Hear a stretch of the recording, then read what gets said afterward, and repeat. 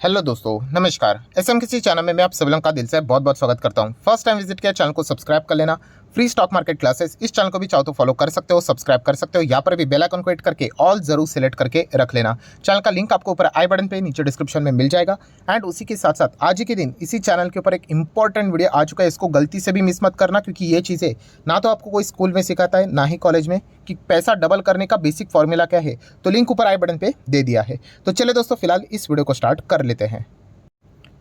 ठीक है दोस्तों, अभी हम लोग आ चुके हैं बिल्कुल हमारे नॉर्मल स्क्रीन के ऊपर। एंड दोस्तों, यहाँ पे हम लोग बात करने वाले एक बहुत ही इंपॉर्टेंट खबर के बारे में।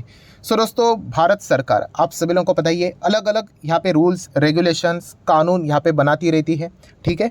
एंड दोस्तों, एक ऐसा ही हम लोगों को एक बदलाव एक बहुत बड़े इंडस्ट्री में होते हुए देखने को शायद से मिल सकता है। अभी मैंने वर्ड क्या इस्तेमाल किया, शायद। क्यों ऐसा मैं क्यों बोल रहा हूँ? ऑब्वियसली क्योंकि ये जो खबर हमारे सामने आ रही है वो रिपोर्ट के जरिए सामने आती हुई देखने को मिल रही है। मैक्सिमम खबरें रिपोर्ट के जरिए होती है, आपको पता है। एंड मार्केट भी रिपोर्ट के जरिए आने वाली खबर के चलते ही रिएक्ट करता है। इसीलिए तो वो बोलते हैं ना कि buy on rumours and sell on news, right. तो ये चीज़ भी आप लोगों को पता होनी चाहिए। देखा गया तो रिपोर्ट के जरिए एक दमदार खबर सामने आ रही है। एंड अभी जो भी खबर सामने आएगी तो किसी इंडस्ट्री को इम्पैक्ट करेगी। तो वो कौन सी इंडस्ट्री है? तो दोस्तों, वो इंडस्ट्री है फार्मा इंडस्ट्री। फार्मा इंडस्ट्री से रिलेटेड एक सरकार बहुत बड़ा बदलाव यहाँ पे करने वाली है। अभी मैं जैसे ही बोल रहा हूँ कि नया कानून आएगा, कुछ नए रूल्स आ सकते हैं, तो वो बदलाव पॉजिटिव रहेंगे या फिर नेगेटिव रहेंगे, राइट। क्योंकि अगर हम लोग यहाँ पे बात करेंगे तो आपको पता है कि जब आप शेयर मार्केट को देखते हो तो आपको थोड़ा सा मतलब अलग नज़रिए से देखना पड़ता है। अलग नज़रिया मतलब कैसे?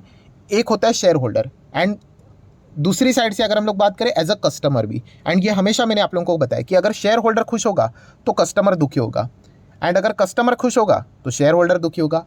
एज सिंपल एज दैट अगर हम लोग बात करिए, जो नया कानून सरकार लाने की कोशिश करने वाली है, फार्मा इंडस्ट्री में बड़ा बदलाव करने वाली है, किसके लिए खुशी की बात है और किसके लिए गम की बात है? तो दोस्तों, मैं आपको बताना चाहूँगा, अगर ये खबर रिपोर्ट के जरिए जैसे चल रही है वैसे अगर सच होती है तो एज अ कस्टमर हम लोगों के लिए बहुत ही अच्छी खबर देखने को मिलने वाली है। अभी कस्टमर अगर खुश होंगे, कंज्यूमर अगर खुश होंगे, तो शेयर होल्डर, कंपनी के लिए, मार्केट के लिए, उस पर्टिकुलर सेक्टर के लिए, उस सेक्टर से जुड़ी हुई कंपनीज के लिए वो बैड न्यूज़ रहेगी। देखिए, बैड न्यूज़ का अर्थ ये नहीं होता है कि सब कुछ मतलब बोलते हैं ना कि जीरो ही हो जाएगा। ये मतलब हमेशा रिटेल इन्वेस्टर का होता है कि अच्छी न्यूज़ मतलब एक्सट्रीमली ऊपर, कि मार्केट भागते रहेगा, शेयर भागते रहेगा, कभी रुकेगा ही नहीं, इनफाइनाइट। और अगर बुरी न्यूज़ मतलब गिरते जाएगा, सीधा ज़मीन फाड़ के नीचे चला जाएगा। तो ऐसा नहीं होता है। एक लिमिट होता है कि हाँ, पॉजिटिविटी कितनी रहेगी, नेगेटिविटी कितनी रहेगी। तो अभी तक आपको क्या समझ में आया कि यस, ये जो खबर है वो अच्छी है as a customer consumer, but as a shareholder ये खबर अच्छी रहने वाली नहीं है। क्या है खबर, वो आप लोगों को पता होनी चाहिए। तो चलिए आ जाते हैं उसी खबर के ऊपर। तो आप देख सकते हो, सून मतलब जल्दी से जल्दी ये खबर आप लोगों को सच भी होते हुए देखने को मिल सकती है। कौन सी? कि customer may not be forced to buy a full strip of medicine। ओहो, बहुत ही कमाल की खबर ये देखने को मिल रही है। मतलब कि जब भी आप मेडिसिन खरीदने के लिए जाते हो, ठीक है, आपको पता ही है कि आपको पूरा का पूरा पैकेट खरीदना पड़ता है। मान लीजिए अगर आपको सिर्फ 2 ही गोलियां लेनी थी, दवाई लेनी थी, बट वो सामने वाला दुकानदार क्या बोलता है आपको? अरे सर नहीं, 2 गोलियां कहाँ से कट करके देंगे? आपको पूरा ये 10 का बंडल ही आता है, 10 का पैकेट ही आता है, आपको पूरा खरीदना पड़ेगा, फुल स्ट्रिप ऑफ मेडिसिन खरीदनी पड़ेगी। पर दोस्तों, अभी आप देख सकते हो कानून यहाँ पे ऐसा आने वाला है कि ये जो पूरी जो पैकेट या फिर स्ट्रिप आपको खरीदनी पड़ती थी वो अभी आपको फोर्सफुली खरीदनी नहीं पड़ेगी। एग्जैक्टली क्या माजरा है, तो चलिए उसको थोड़ा सा डिटेल में जान लेते हैं।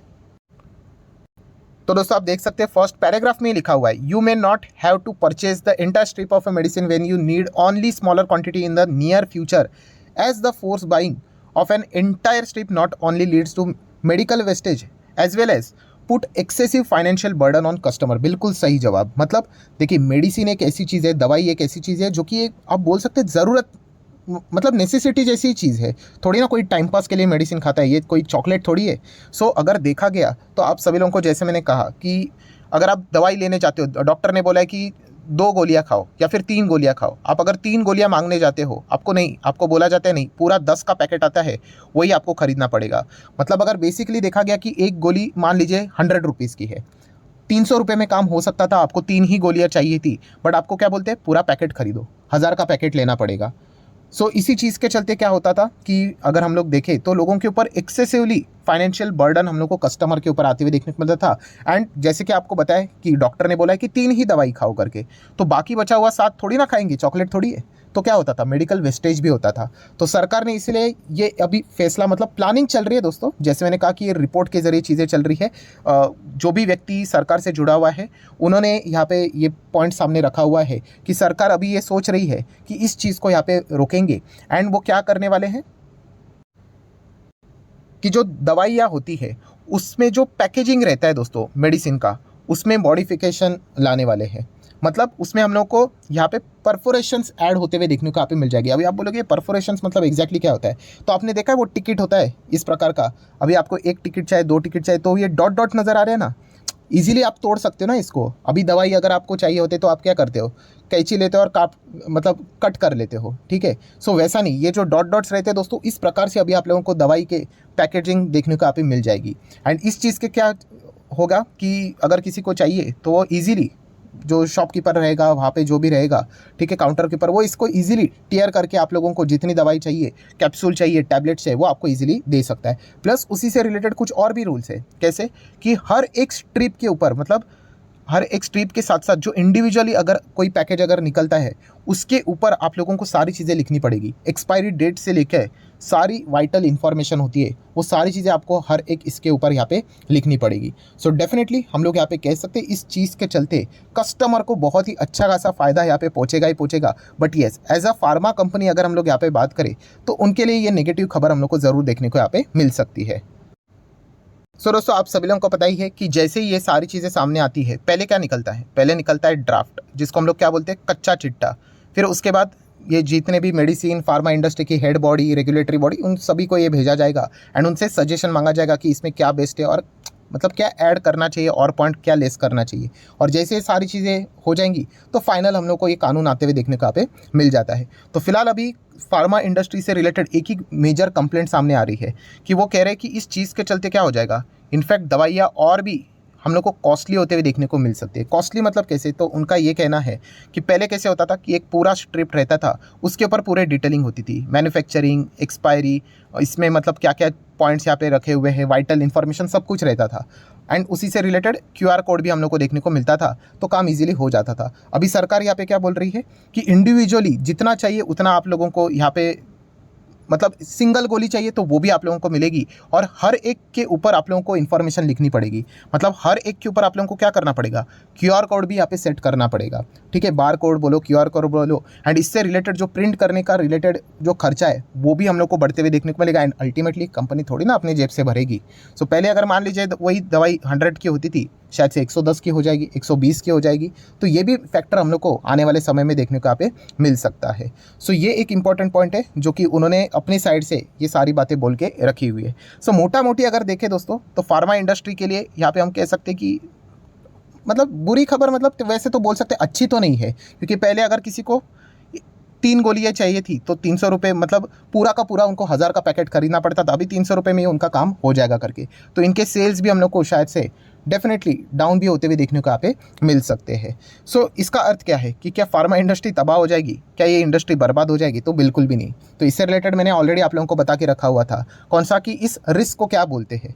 तो इस रिस्क को बोलते हैं यहाँ पे एक्सटर्नल रिस्क या फिर एक्सटर्नल इशू, आप चाहो तो ऐसा भी बोल सकते हो। देखिए फाइनेंस के टर्म में ऐसा कोई रूल नहीं है, मतलब शब्द नहीं है कि external risk versus internal risk करके। मैंने ये भी पॉइंट आप लोगों को बहुत बार बताया है कि इस रिस्क को एक्चुअल में फाइनेंस के टर्म में बोला जाता है सिस्टमैटिक रिस्क। वो तो इंटरनल एक्सटर्नल मैं आपको आसान भाषा में बता देता हूँ, ठीक है। एंड बहुत सारे लोग आपको पता ही है मेरे वीडियोस कॉपी करके आपको बता देते, तो वो भी इंटरनल एक्सटर्नल शुरू हो जाते हैं। तो इसको बोला जाता है फाइनेंस के वर्ल्ड में, एक्चुअल वर्ल्ड में, सिस्टमैटिक रिस्क। तो systematic risk refers to what, the risk inherent to the entire market और मार्केट सेगमेंट। मतलब ये पूरे मार्केट के ऊपर, पूरे फार्मा इंडस्ट्री के ऊपर लागू होगा, कोई इंडिविजुअल कंपनी के ऊपर लागू नहीं होगा। सो कोई ए फार्मा कंपनी है, उसको नुकसान होगा, उसके लिए कॉस्ट बढ़ेगा, तो बी वाली के लिए भी बढ़ेगा, सी वाली के कंपनी के लिए भी बढ़ेगा, डी वाली के लिए बढ़ेगा। तो सिस्टमैटिक रिस्क होता है ना दोस्तों, उसके चलते आपको कोई पैनिक करने की जरूरत नहीं होती है।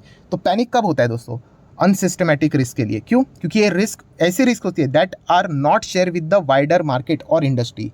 वो होती है इंडिविजुअल उस कंपनी से रिलेटेड। ये देखिए इंडिविजुअल कंपनी से रिलेटेड स्पेसिफिक प्रॉब्लम हम लोग को देखने को मिल जाती है, जिसका बेस्ट एग्जांपल था पूरा इंटायर बैंकिंग सिस्टम अच्छा था, बट येस बैंक में हम लोग को गड़बड़ देखने को मिली थी। आज देख सकते हो येस बैंक कहाँ पे एंड बाकी बैंक्स कहाँ पे, तो उसका बोला जाता है अनसिस्टमेटिक रिस्क, जिसको हम लोग शॉर्ट फॉर्म में क्या बोलते हैं, इंटरनल इशू करके। सो ये जो रिस्क बताया यहाँ पे जा रहा है डेफिनेटली, बट ये कौन सी रिस्क रहेगी, ये सिस्टमेटिक रिस्क रहेगी। एक्सटर्नल इशू आप चाहो तो यहाँ पे बोल सकते हो। इसके चलते इनके ऊपर थोड़ा सा हम लोग को दबाव जरूर देखने को मिलेगा, बट इसका अर्थ ये नहीं कि फार्मा इंडस्ट्री कोई तबाह हो जाएगी। तो ये भी पॉइंट हम लोग को पता होना चाहिए। So as a customer, as a consumer, हम लोगों के लिए तो बहुत ही कमाल की खबर रहेगी अगर सरकार इसको पास कर देती हो तो।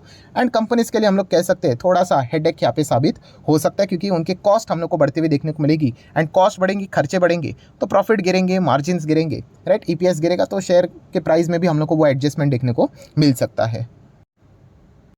सो आशा करता हूं दोस्तों वीडियो हेल्पफुल लगा होगा, तो जरूर लाइक एंड शेयर कर देना। डीमैट अकाउंट अगर आपने अभी तक ओपन नहीं किया है तो लिंक नीचे डिस्क्रिप्शन में 25 वीडियो की लिस्ट भी आपको बिल्कुल फ्री ऑफ कॉस्ट मिल जाएगी। आपका नाम, कौन सा अकाउंट आपने लिंक के थ्रू ओपन किया है, प्रॉपर्ली कमेंट सेक्शन में मेंशन कर देना, तो हफ्ते भर के अंदर अंदर सारे लेक्चर्स मेरे साइड से फ्री ऑफ कॉस्ट प्रोवाइड कर दी जाएंगे। So that's it, thank you very much दोस्तों, we will be meeting our next video, तब तक के लिए बाय बाय।